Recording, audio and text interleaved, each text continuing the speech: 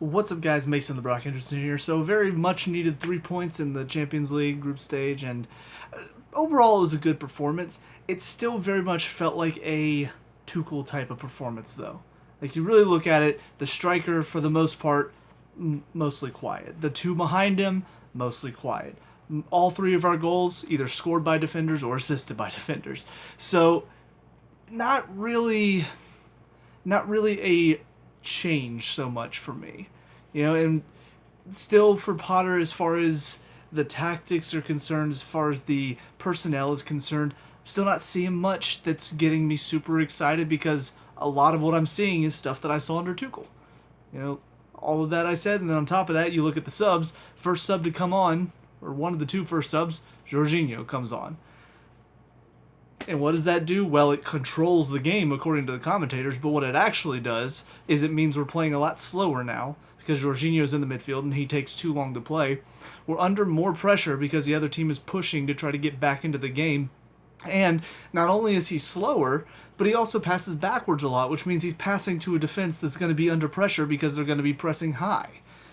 So what that does is it makes us more vulnerable. It makes us more likely to concede. And after that sub happened, it became much more Milan's game. Now, granted, we may have taken our foot off the gas a little bit as well because we're 3-0 up at that point. So we're not really going to be throwing ourselves forward trying to score another one. But it still felt like we dropped off and Milan picked up once Jorginho came on. And that's a sub Tuchel would make. He would bring Jorginho on to control the game, and it never does that. He never does that. And so the fact that Potter's doing the same thing, I'm feeling like I'm watching Tuchel 2.0. So I'm still not super convinced by Potter, his tactics, his decisions, all of that. But still early. Obviously, still has time to prove me wrong.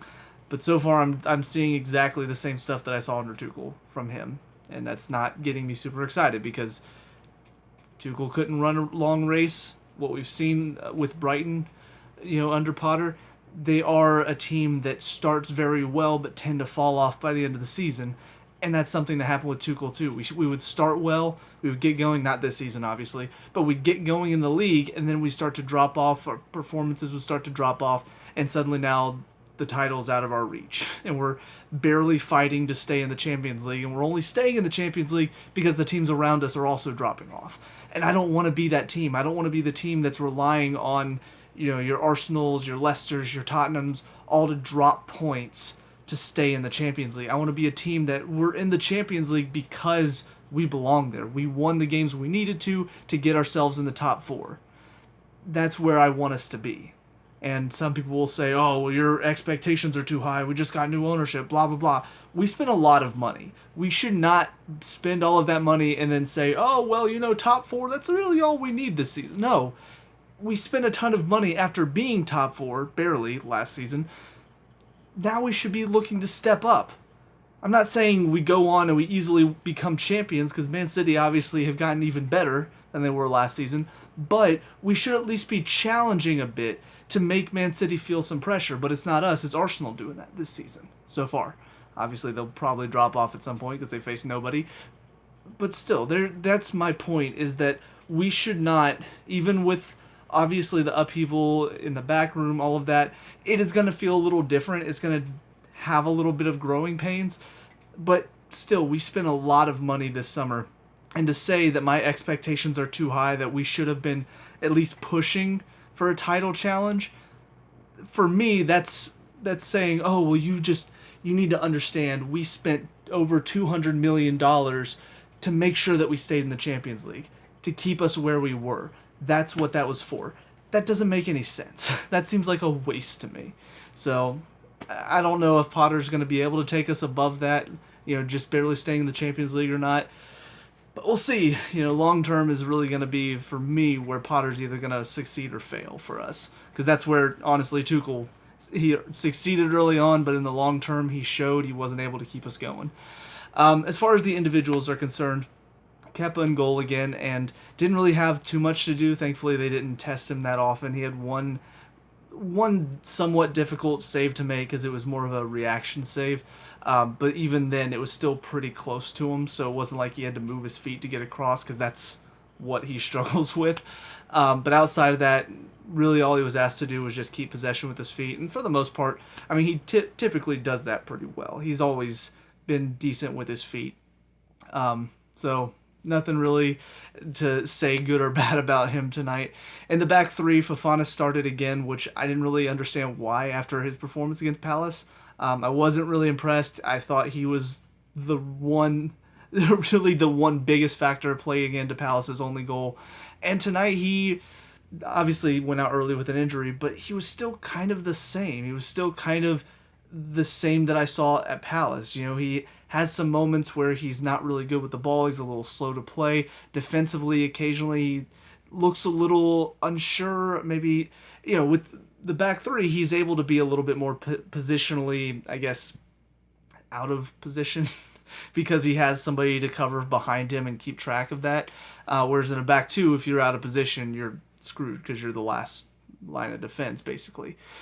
So in a back three, his positioning isn't as noticeable, but it's still, for somebody who played defender a lot whenever I played, I noticed that his positioning, it's kind of similar to Christensen. He doesn't really know when to step, when to stay back. Occasionally he's getting caught stepping out, and that leaves a little bit of a gap that now Silva has to come across and cover, which Silva's good enough to do, thankfully. But yeah, especially because of the price tag, he should be better than where he is right now. He should not be having all of these difficulties giving away goals like he did against Palace and then giving away possession so cheaply a couple times tonight. He shouldn't have all these gaps in his game, but he does. So he's either got to grow really quickly or we just wasted another, what was it, like 90 million or something? Yeah, I swear. We spend way too much money on other Premier League players. We really do. Silva in the middle, obviously very solid. Kept Milan at bay for the most part, and he created some great chances. Fofana's goal that was scored came from the third header in a row that Silva won off of a set piece. So, yeah, he's just showing he could still do it even at 38, and it's not fair. Because how can you still be that good? There's something he's doing. I want to know what his diet is. I want to know everything he does to stay in as good physical shape as he can. But obviously the mental side of his game as well. I wish we had more players like him just across the field because he's such an intelligent player too. And he showed it again tonight. So Koulibaly on the left side. Still feeling like basically Rudiger, but a bit slower. So where Rudiger, occasionally his wild side would get the best of him. He'd go into a dumb challenge. He'd get caught stepping out. He was physically capable enough to make up for that. Koulibaly's not at the same level. He's not as quick. He's not as fast in the not acceleration fast. I'm talking about regular speed. He just doesn't have that same pace that Rudiger does. So when he goes into a challenge and he misses it or he gets beat, he's not able to make up the ground as quickly. And there were just a few moments throughout the game where it got a little nervy watching him because it felt like he wasn't quite up to the same pace as the rest of the players around him. So I hope he can either get up to the pace quickly or at least be intelligent enough like Silva to know when not to go, when to keep himself calmer, when not to slide into a challenge, when to stand the guy up. There are just too many moments where he's making the wrong decision, and it feels like it puts us under a lot of pressure. And even him, he got a yellow early on tonight because of his dumb decisions. So, yeah, he needs to be either more physically capable of handling the challenge, or he needs to be smarter about when he's going into a challenge. The wingbacks tonight, Chilwell was okay throughout the game. He started a little slow and he ended a little slow, but I thought overall he was fine tonight. I thought he played pretty well. He looked a little bit more up to the pace of the game, and that's something that I've not felt like he's been up to for most of this season. So I thought tonight was a lot better from him, and hopefully he can build off of this and use this kind of a springboard to get him back into where he was before the injury. And James, very solid game from him. I still have my issues occasionally whenever he looks a little lazy or he's not quite ready for the ball to come to him when he should be. He should always be on his toes. But his talent on the ball is just, it's so good. And defensively too, he's very solid, and he's shown that. I didn't really talk about his performance against Zaha in the Palace game, but defensively is where I think he stands out a little bit more than, with all the talk of who's going to play right back for England. The defensive side of his game is where he takes things a little step further, because if he wasn't defensively capable, I feel like Alexander Arnold would probably be the number one choice. But we've seen Alexander Arnold is not really a fullback, so he can't do both sides of the ball. He's very good in the attack. He's shown that time and again. But James, while he's not quite as good as Alexander Arnold in the attack, his defensive capabilities make him super reliable and just make him such a good piece to have in that back line. And obviously playing with wingbacks, I think that's his best position because he's able to come in from the wing. He's able to step out wide and then cut in or deliver a great cross like we saw for the second goal. He's just such a good crosser of the ball, and he's got such good technique with it. And then defensively, again, very good. Kept, what's his name, Leao, I think, Rafael Leao. That's how you say it? I don't know. But kept him at bay for a lot of the game as well. So he really is showing that he's got the quality, even if his work rate for me isn't always up to what I want him to be. I feel like his quality is showing, and he's showing it every game. Typically, even if he's not having his best performance, he's still one of the better players on the field because of what he can do. Into the midfield, Loftus-Cheek and Kovacic, for the most part, kept the midfield down on lock. Did very well. Loftus-Cheek is showing he's really stepped up in the midfield. He's really found his niche in there of being the big body midfielder who can win the ball, but he's also pretty quick on his feet as well, and that's something that he's used to his advantage several times throughout his very short career at Chelsea. But I really like what I'm seeing from him because he's not just waiting for the ball to come to him and then driving down the field, which is what he was doing when he first started.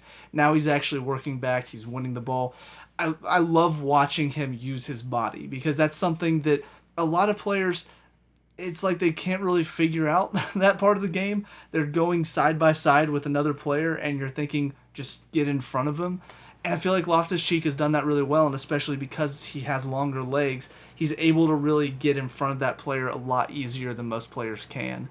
And he did that quite a few times tonight and very effectively too. So I feel like he's coming to his own. He's, for me, one of the top choices in our midfield right now, which is way ahead of where he was last season, where I just thought he was a useful piece. Right now I'm thinking if Conte comes back and he's fully fit, Kovacic is looked better tonight than he did against Palace, which is good because the Palace game was pretty bad.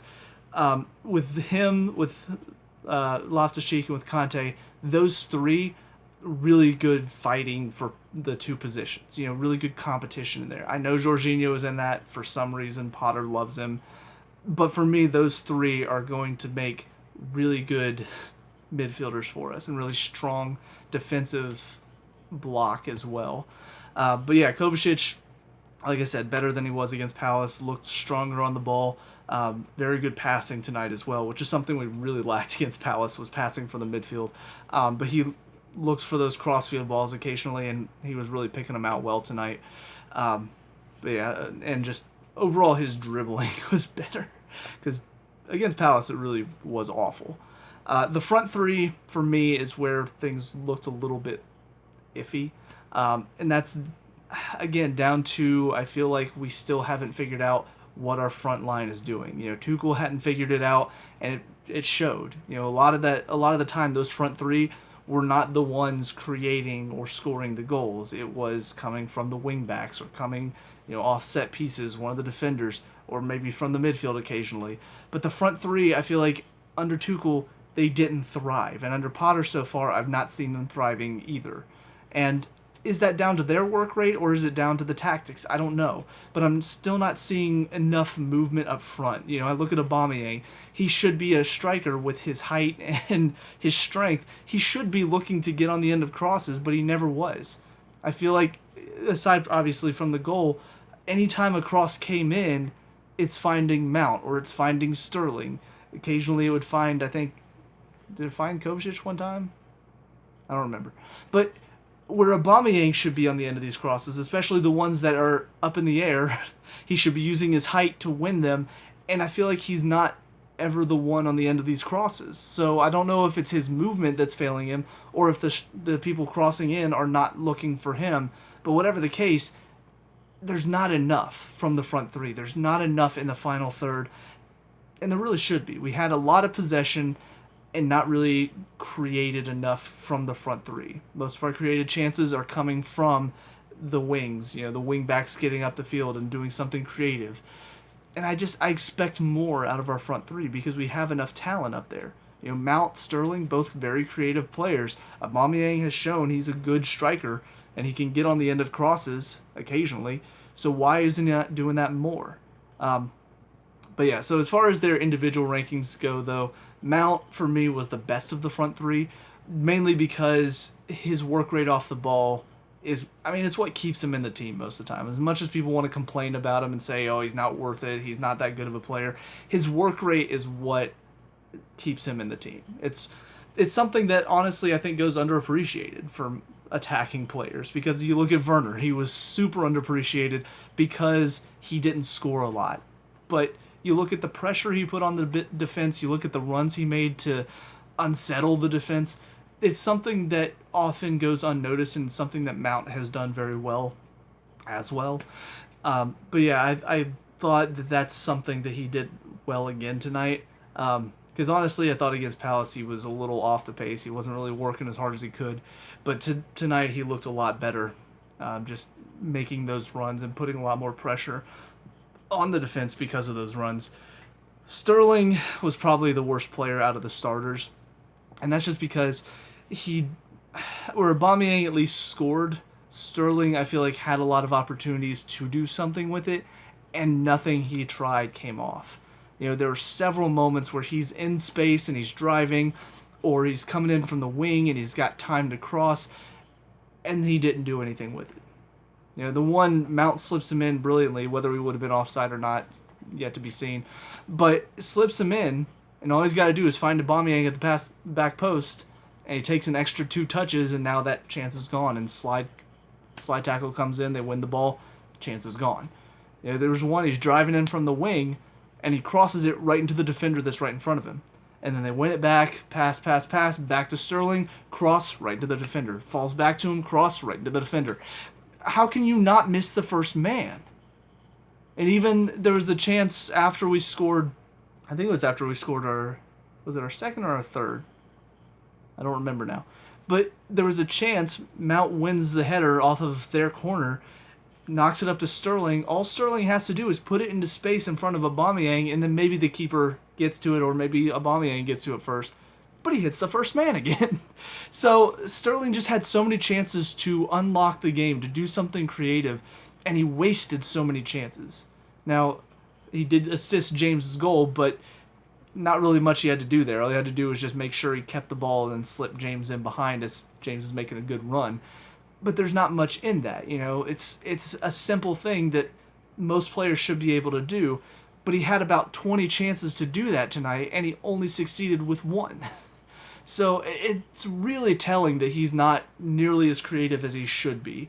And whether that's down to he's not really figured out the tactics yet, or if it's just him, maybe he's not as creative as we thought. Maybe it's just he fit into Pep's style well, with their bombing forward and how they play. Maybe he doesn't fit into our style very well. We've seen that several times with other players in the past.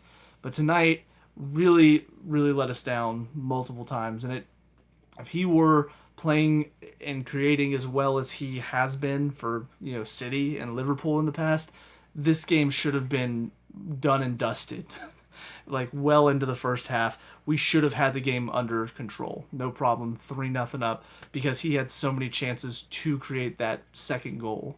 And he just didn't take it. So, then Aubameyang, honestly, outside of the goal, didn't really give us much. He made some decent runs. Obviously, the run pulling off the defender to score it's a good movement from him. It looks like a striker's movement, which is good. So he's very clearly intelligent enough to know where to position himself in the box, but it felt like he wasn't really providing an option for us. And I don't know if that's because he's being marked out of the game. I don't know if the movement around him isn't good enough. It just feels like I don't really notice him. Against Palace, didn't really notice him outside of the goal. Tonight, didn't really notice him outside of the goal. So it's difficult because a lot of strikers, that is what they're known for. They're known for getting in, getting the goal. And yeah, maybe they fade out of the game for a little bit. Maybe you don't notice them for 30 minutes and then suddenly they score. It's difficult because I want to see more of him. I want to see him get involved and really put pressure on the defense. But at the same time, if he's not doing anything throughout the game, but he's getting a goal every game, that's still pretty effective.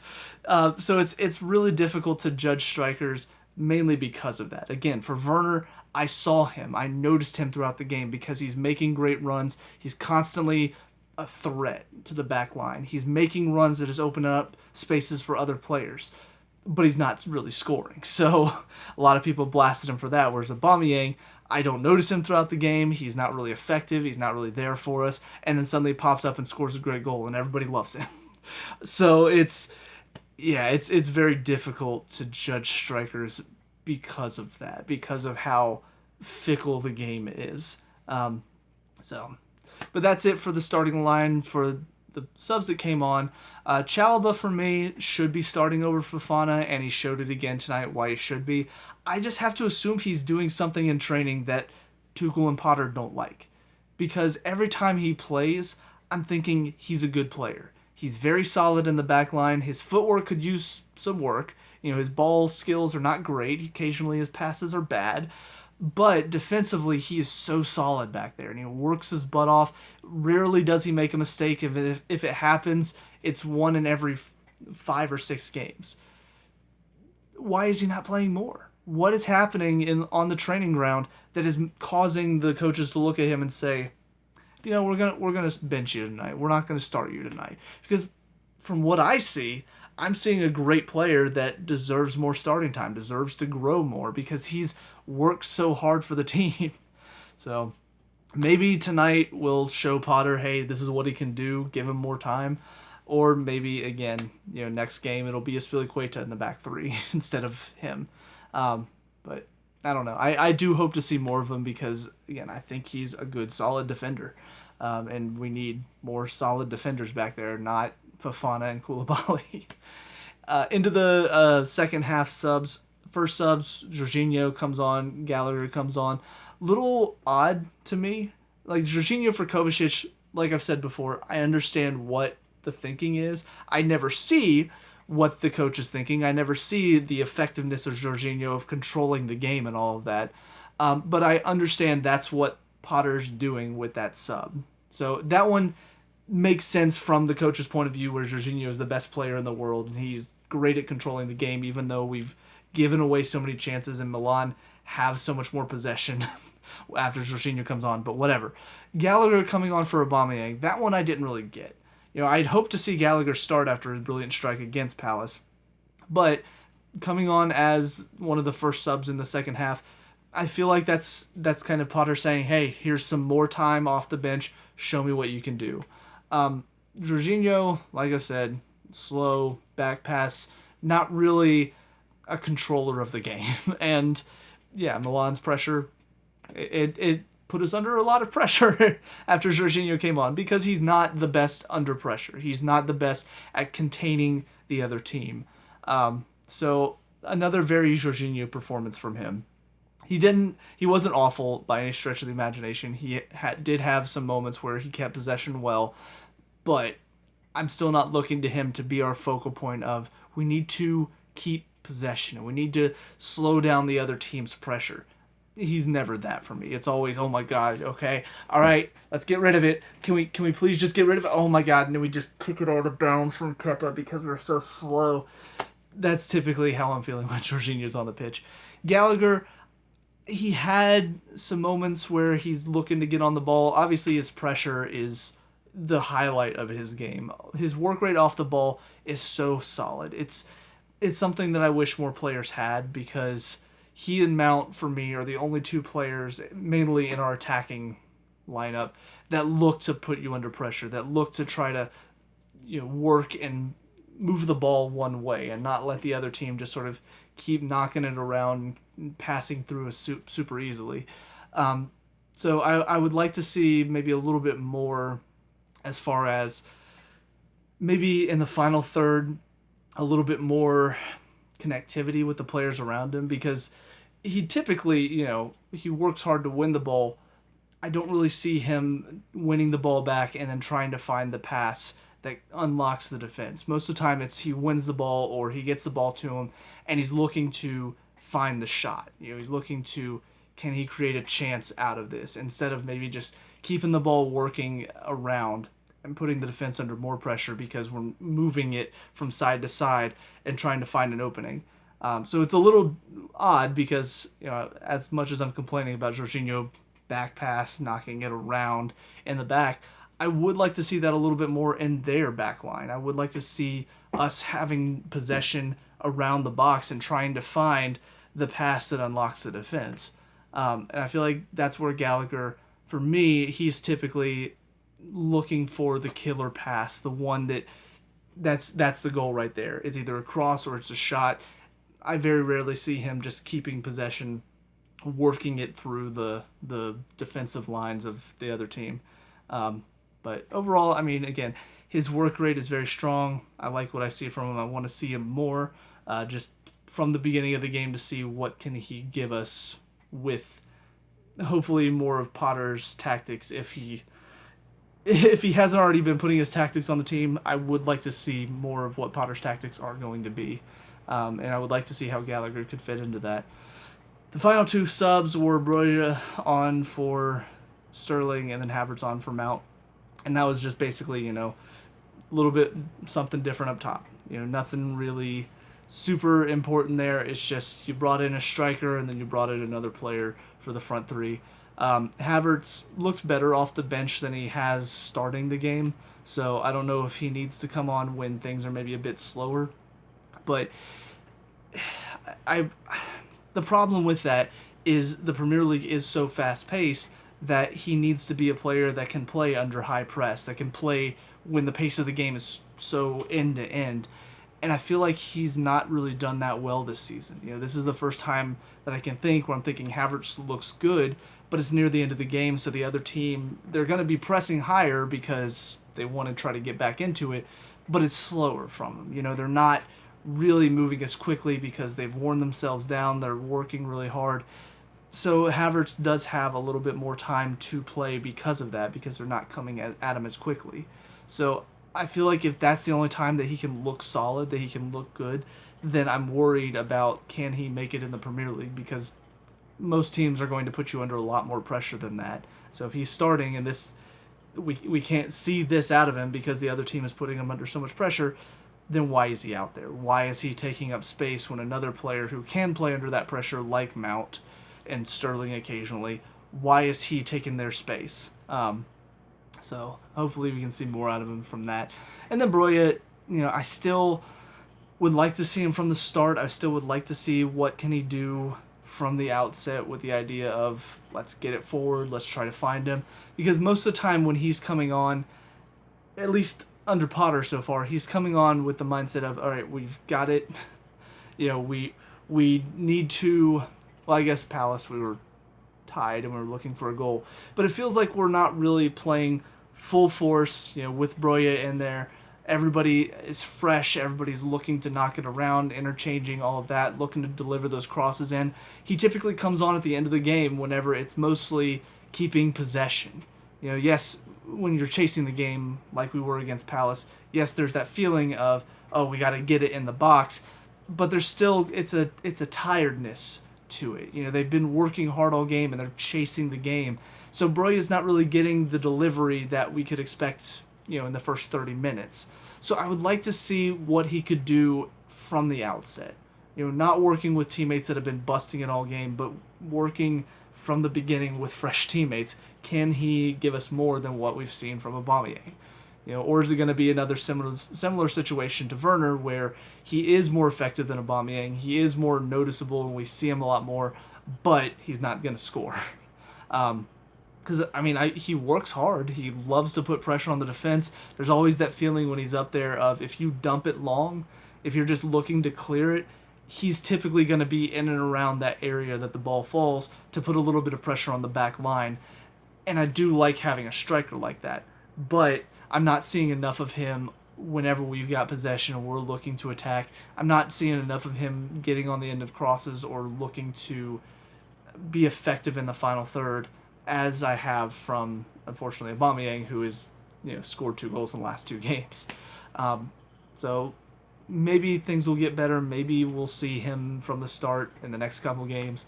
But whatever the case, that's about it for this one. So let me know what you guys think down in the comment section below. What are your thoughts in this game? Let me know what you can talk about and discuss, all that good stuff. Leave a like and subscribe for future Chelsea reviews, and I'll see you guys in the next one. Peace out.